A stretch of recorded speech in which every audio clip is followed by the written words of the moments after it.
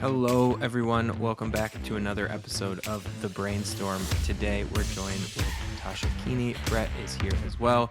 And I lied to everyone. Sam will likely be back next week. That's my bad. Here we go. We're going to just jump right into it. We have two great topics. First, Tesla shareholder meeting. Next, after that, we'll get into some ARK research on Robinhood. But Tasha, Brett, want to open it up to you. Just had the Tesla shareholder event. Lot to talk about. So why don't we take it away? Sure, I can start.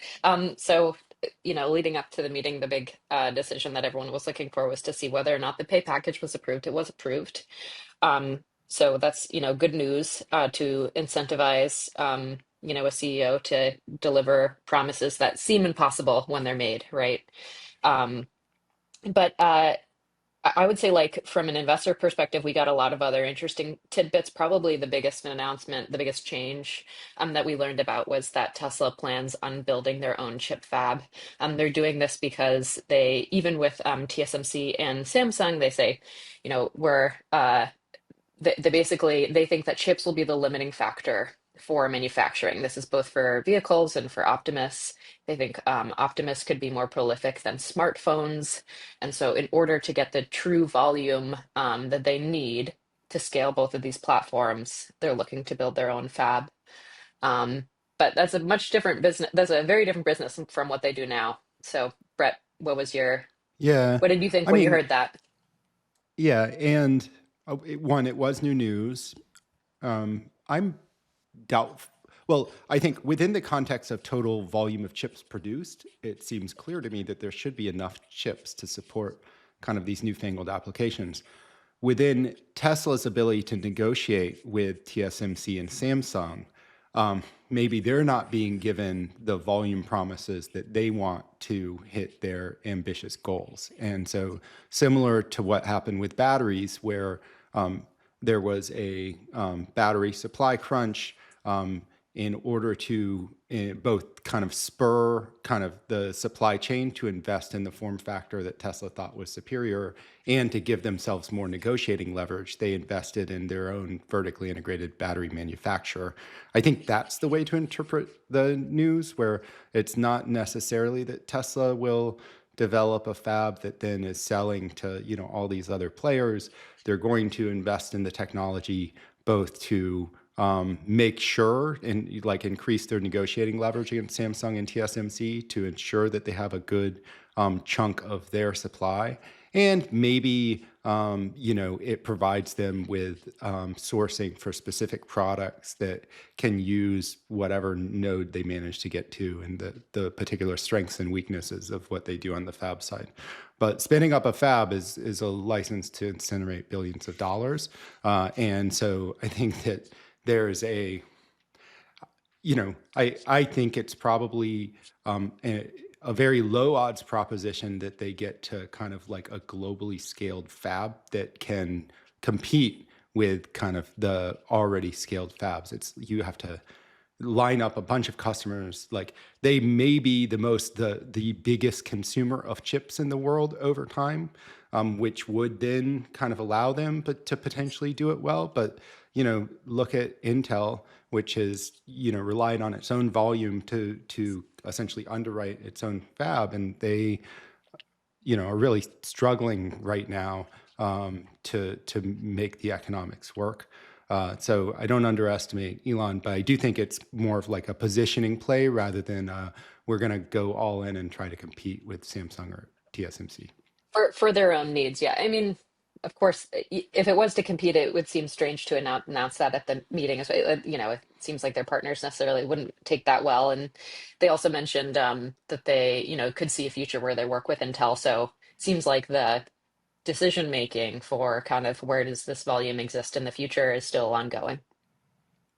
Yeah, and maybe Tesla turns around and buys Sam or Intel. Um, Maybe not, but I do think that generally the idea that Tesla is going to be the chip maker for not just Tesla, but also, he mentioned sending, compute chips up into space. SpaceX will clearly provide the launch facilities and probably the launch satellites for that, but that Tesla will be the provider of the underlying chips does indicate that It's likely that Tesla could be the chip provider that xAI could rely on over time, assuming they get inference chips that are kind of sufficiently interesting that they can scale and designed to allow to scale to more language type models rather than just the embodied robotics.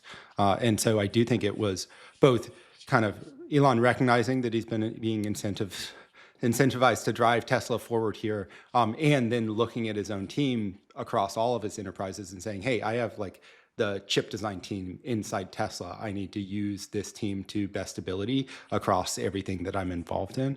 I do think that that's the direction they're moving. They tried to use Dojo to compete head to head with NVIDIA for the training stack and have now, cut losses on that particular effort, saying, hey, the inference chips is where things are going to happen. But it's pretty clear that, particularly on the humanoid robot side, but also on the robotaxi side, there's going to have to be like reasoning that goes on in these chips. And so the inference chips for those devices will probably look more and more similar to the training type workloads that xAI has to do. So you could read it as like there is a, if you look at OpenAI's plans for investing in compute, it exceeds $1 trillion. Well, xAI, to keep up, is going to have to invest something on that order. Well, OpenAI is trying to ally with Broadcom to create its own chips. It seems natural that xAI would need to try to create its own chips. And now Tesla seems like it's the natural provider of that talent and engineering resource to facilitate their growth. Brett, not to take us down a rabbit hole, but you mentioned space compute. What is the feasibility of that in the short to medium term? Because it's not just Tesla and Elon talking about it. I think we've seen Google, and they're going to send some TPUs into space. I think there was just a startup that actually did this.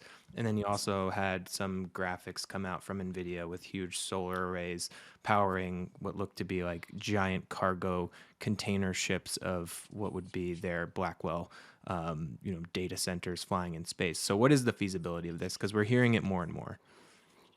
Yeah, I think there's misperceptions, and then there's accurate perception of what's going on.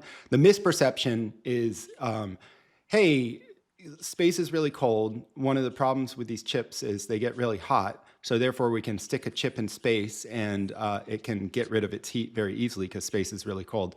The problem is, yes, space is cold, but you don't have a lot of molecules in that up there to bounce your hot rapidly vibrating molecules off of to like offload that heat. And so that temperature differential way to offload heat just doesn't work. It's just wrong. So actually the ISS, the space station has to have these radiators to, instead of having molecules bounce into each other to get rid of your heat, you need to actually output photons. Like you basically need to emit light and radiate energy outward. And so if you look at the weight of the radiators on the ISS relative to the heat they have to dissipate, you would crudely conclude that sticking a computer in space is a dumb idea because the amount of weight and mass you would need to get rid of the energy is way, way, way too much for kind of like the output you get from the computers. Now you can run those radiators hotter. Like you can actually change the ISS has kind of optimized to one specific set of engineering specs for an actual computer in space that's running training workloads. You can do things to actually make the economics potentially work. And that's why NVIDIA signed the partnership with StarCloud, which is a startup that's trying to do it. And I think Elon is looking at, the amount of land space and things he'll have to sign and execute upon in order to build kind of like lots and gigawatts of data center, and saying, well, there's really like no power issues in terms of I can get 100% of the time solar energy in space, and there's no real estate issue. I can just stick as much up there as possible. So once you get it working, then you can scale it effectively, to the degree that you can launch things up, which he has the best in the world ability to do. And so then thinks, well, I need a lot of training compute. This is the, real estate that has no limitations on it. And so it's a way to kind of skip past scaling constraints I'd otherwise have. Now, near term, no way. Like this is even on his timeline, it's kind of like 28, 29 when they begin doing this stuff. Practically, probably early 2030s, and there's a lot of engineering work both on the SpaceX side and on the Tesla side that will have to go into trying to make this stuff work. And it's, there's radiation shielding, there's the temperature stuff, there's the, there's just a lot. So I think prior to this week's set of announcements, my belief was, yes, maybe you'll do computing in space for things that have to happen in space, but never back to Earth. Now, maybe it's more compelling just because it's so painful to try to build a data center on Earth that you're better off building a data center in space. But that's kind of a sad reflection on the political reality of building stuff on Earth. Any sense of like kind of what the biggest breakthrough will be to fix the heat dissipation issue? Do you think it'll be more on the radiator side, or do you think it'll be more on, I don't know, whatever coatings or? Yeah, no, I think you can. It's more you have to experiment to find out how often things break when you engineer it for, like, there's no, at least on the horizon, huge technical breakthrough. It's more, I have to be able to construct these things in space. And then because I'm running these radiators very hot, I have to be pumping fluid out to the radiator from the chips. So there's some kind of like pump system. And then some of that, then the system as a whole is maybe running hotter. And so kind of like, do my chips actually degrade at an accelerated rate with the combination of the kind of gamma ray or whatever particles are out there that bounce around and mess up your chips, plus the additional heat. And, if you're sending a chip up there and it only lasts you a year, well, that's probably not a very good use of resources. But there are people that have done like kind of the unit economics of it. We'll look at it because from the context of our SpaceX modeling, it could become an alternative, meaningful demand for kind of their lifting resource. Whereas before we were like, this is basically a company that puts up communication satellites, collects cash flow from those communication satellites, funds Mars, and uses the cash flow to fund Mars and build additional launch capacity to do additional communication satellites. But there's an upper limit to how much communications revenue you can collect. Basically like marginal bandwidth becomes less and less valuable because you've like flooded the Earth with as much bandwidth as you need. Well, if there's another demand curve that's also, we can build a data center in the sky and people will pay for the flops that we put up there at a different schedule, at a different rate. And actually, it's probably like a more unbounded curve where you can keep throwing flops up and keep monetizing it. Then it changes potentially the long-term economics for SpaceX and consequently for Tesla and supplying those chips. But we just need to do more work. I'd say it's pretty early, not just on does this stuff pencil. I mean, you could make assumptions that make it pencil, but then also like, can we demonstrate that the practical reality is that it will work? Yeah. I don't know. Tasha, back to you. Any other tidbits from the shareholder meeting? I'm assuming we got some incremental news on Robotaxi, given how in focus it is right now. Yes. So Elon said that in the next month or two, they could see a path to allowing texting while driving. And this is something Tesla has talked about for a long time. It's like kind of the reason or like a way to imagine how the demand for robotaxi will be so robust. Because once you can text and drive, everyone will want to do it. In fact, as they've said, people already do that. It's just incredibly dangerous.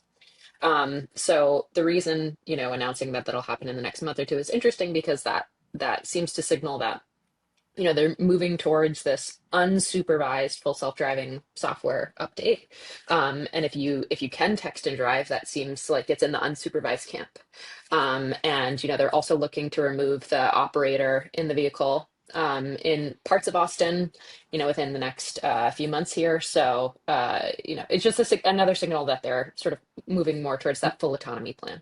So that would be for FSD that we all have in your own personal cars, right? That texting while driving. And what would be like the legal ramifications if you got caught, driving past a cop and you were texting, but it was actually the car driving? Like, would they understand that this is okay? Is it okay from a state point of view? Well, it's a good question, and I mean, it has to be. It's okay.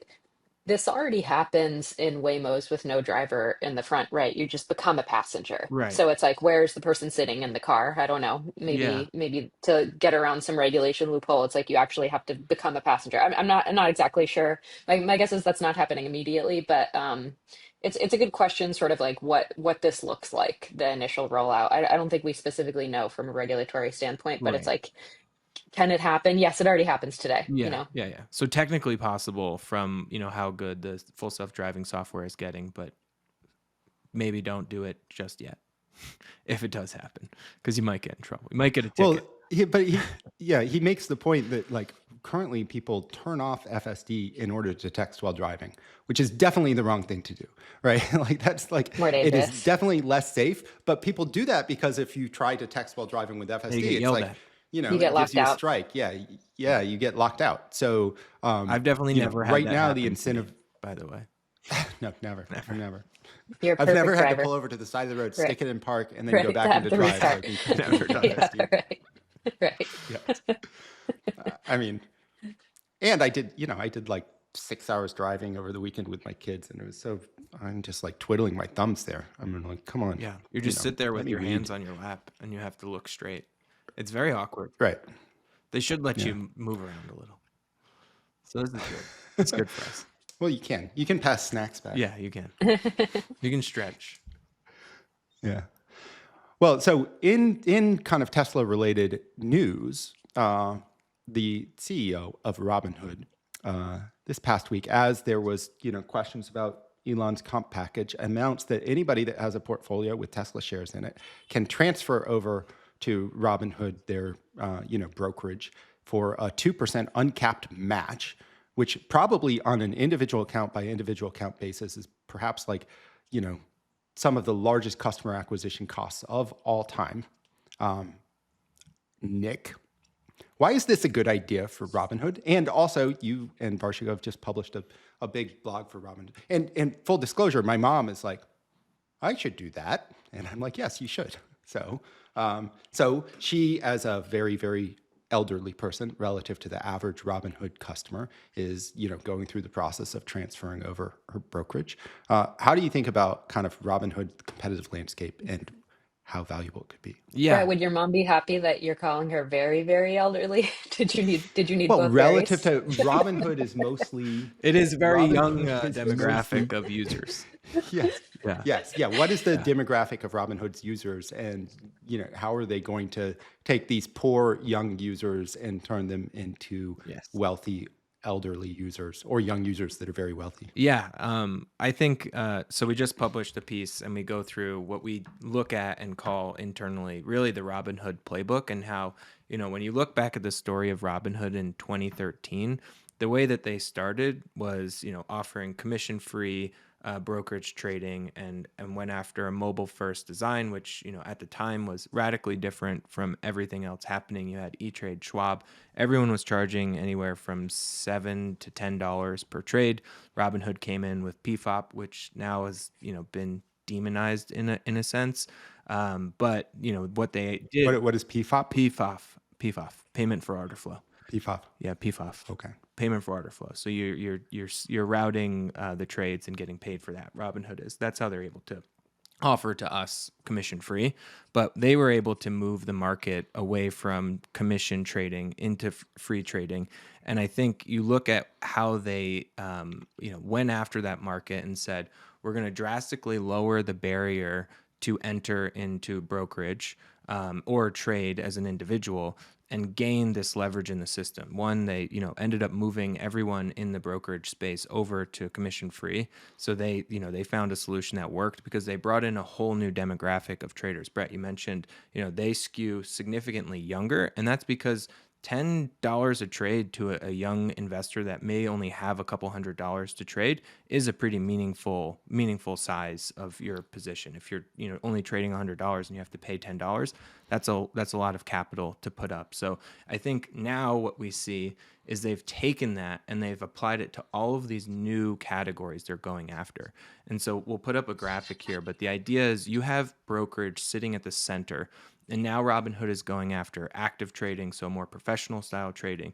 They've offered crypto, they're launching banking, they have credit lending, wealth and retirement, and then they're also going to be launching a social platform in the next 6 months. And so you think about where the leverage in the system is, or where the real moat for digital wallet players it is today, and we personally believe it's in the brokerage space. So when you ask the question, how do they make sense of offering a match for Tesla shares, it's because once you've moved these shares over to Robinhood, they can begin to cross-sell you into all of these new products.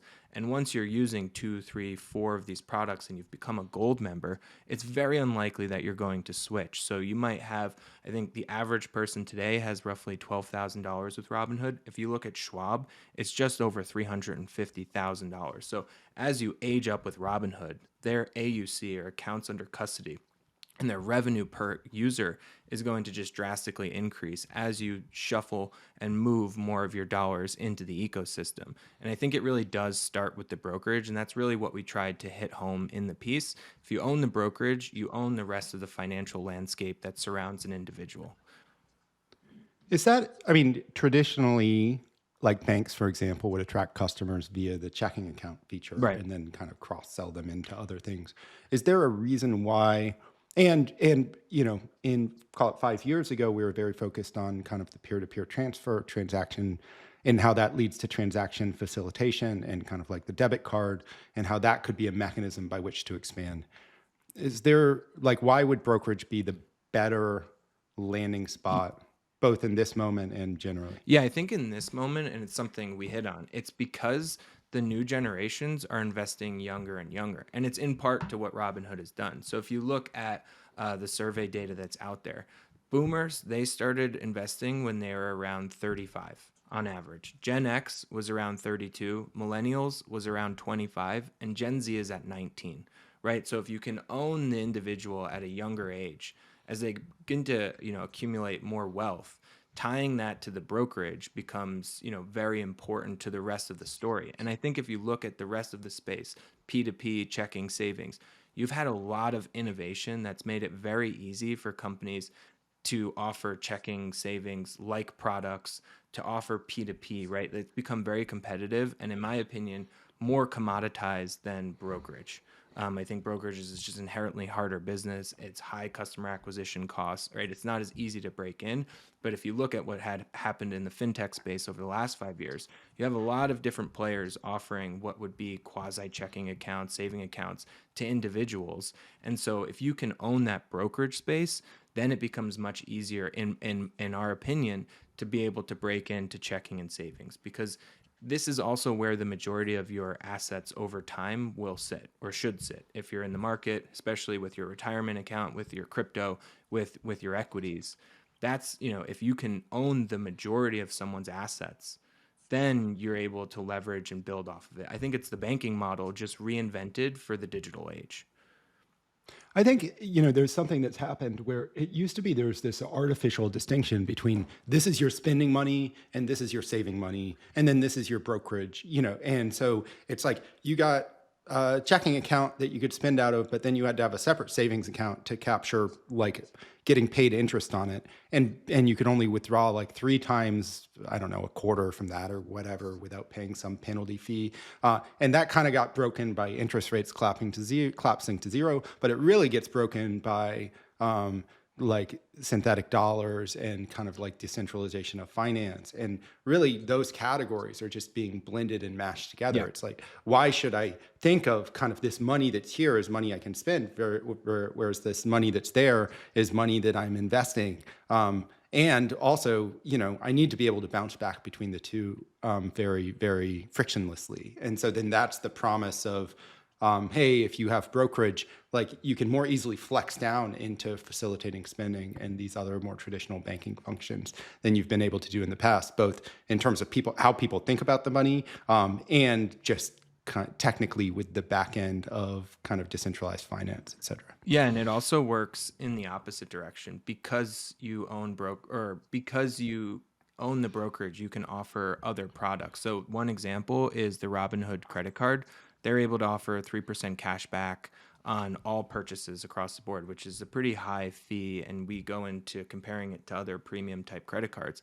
But the idea behind that is you're not going to spend that money necessarily outside the Robinhood ecosystem. So they have a very seamless function where you can take the dollars you've earned and directly transfer that back into your brokerage account to then invest into your IRA or wherever else. So it stays within this all-encompassing financial super app, which is what Robinhood is leaning towards. And I think that's really important, to understand. Like, they're now able to offer a competitive product in credit because they have this strong belief that the money is going to stay in this ecosystem, because they've built out every other, financial application or product that you'd potentially then transfer that money into.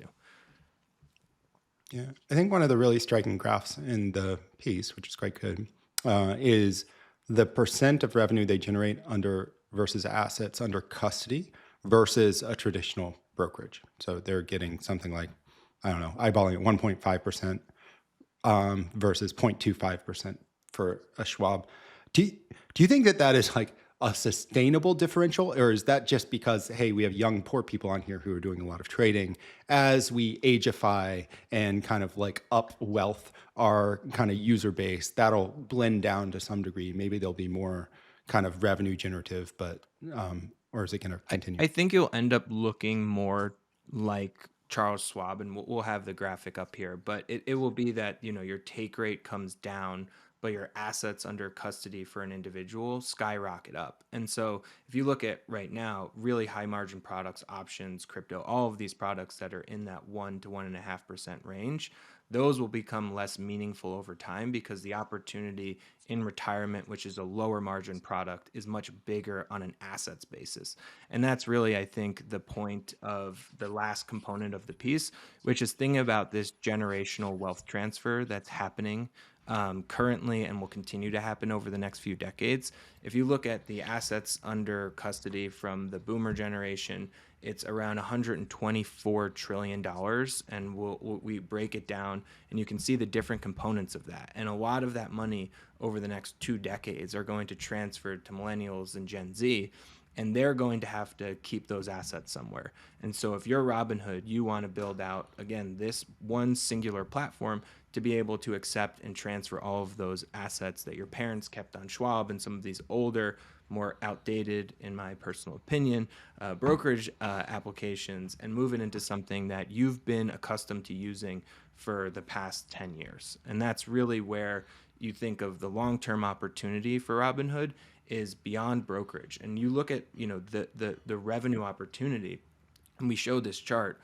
Brokerage from a revenue basis is a $25 billion opportunity. This is from their own Investor Day slides. But if you look at retirement and lending, these are $100 billion opportunities.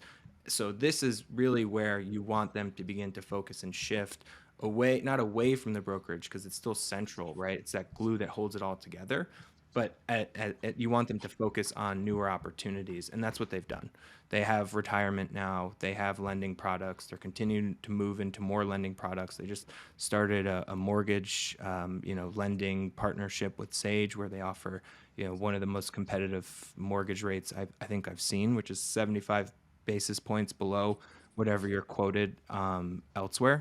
So, this is, the Robinhood playbook, right? Go into a new market, offer the most competitive pricing, and then move everyone into your financial super app. Tasha, where do you do your brokerage? I use JP Morgan for now. But I don't use any of the digital tools. But it's You could probably get a because 2% it's probably match. well, it's probably because of the restrictions that we have on sort of what we can do as an individual Right. to keep in line with our client interests. So Yeah. Well, right. I would totally do this, except that, there are some assets that there's like a particular strategy that's in the private, company land that Robinhood won't custody for me. So maybe if Robinhood would, onboard some of our other strategies, then I would be able to transfer over. And Vlad, okay, we're on to the ledger. This is the market we're going with. It is so this is Tasha, you get to wager in the guest slot. You're blended. Basically, it's us against the field here, but so far Nick is losing to the field. Been very easy for the field. Market is the market is who is Times Person of the Year in 2025 going to be? I'll read out the odds to you, and I'll just give you a little color on what's happened. The number one is right now AI at 39%. If they say ChatGPT is it, that doesn't count as AI. ChatGPT is somewhere down the list. It has to be like artificial intelligence in some way.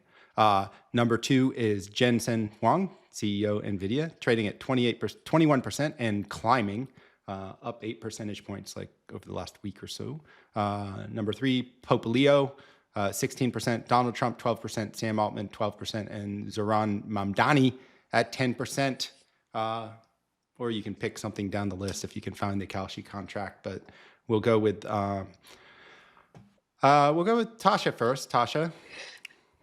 I mean, this is like an interesting answer, but I think I would pick AI. I mean, they had the you as Person of the Year 1 year.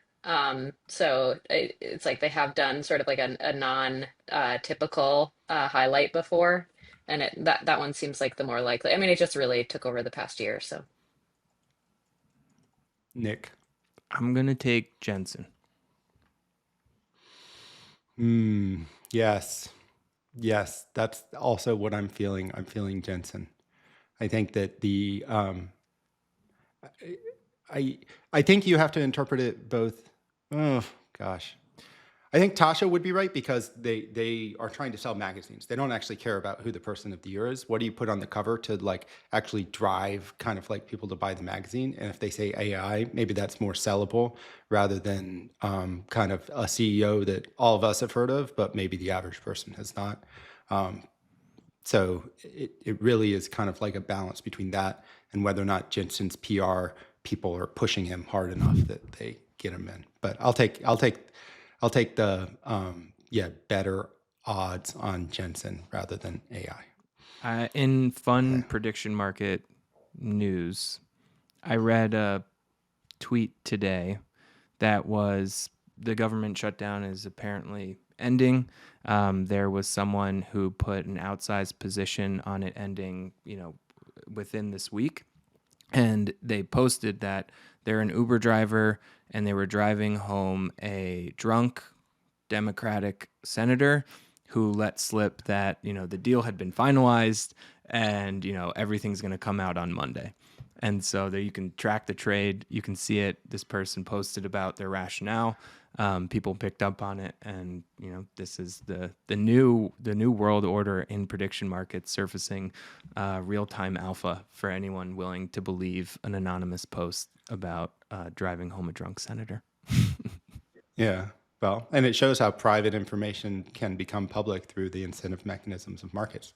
I hope the Uber driver, basically extracted a much better tip than he would otherwise get. Yeah, I suppose. I think it was a pretty sizable position. I thought I saw around $8,000 on. I think what was nice. A long shot at the time. And what's the incentive to publicize your rationale? Just trying to be a good person. Well, because then you can, even if you're lying, you can like monetize your trade. You can move. So, yeah, sure. Yeah, you can try to move the market in your favor. Right. That would be the way. But even if you don't, if you imagine there's private information, the person is like just betting and suddenly the market's moving, they're not going to necessarily tell you, but you look at the market and you say, hey, someone knows something here. That's happened with a few markets in the past. And then people have pointed to like, this person clearly knew something, though it's an anonymous contract. We don't know who they were. So, yeah. All right. Well, that's the show. Thank you, Tasha, for coming on. Brett, pleasure as always. All right. Thank you. All right.